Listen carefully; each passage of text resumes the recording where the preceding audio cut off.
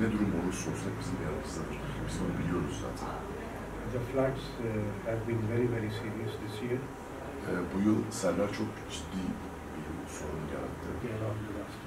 Yani böyle büyük boyutlarda bir felaketle yani hiçbir sistem zaten şey yapamazdı, başa çıkamazdı. Yani ülkenin arazisinin, toprak arazisinin neredeyse yarısı sular altında kaldı. Görüşmek üzere.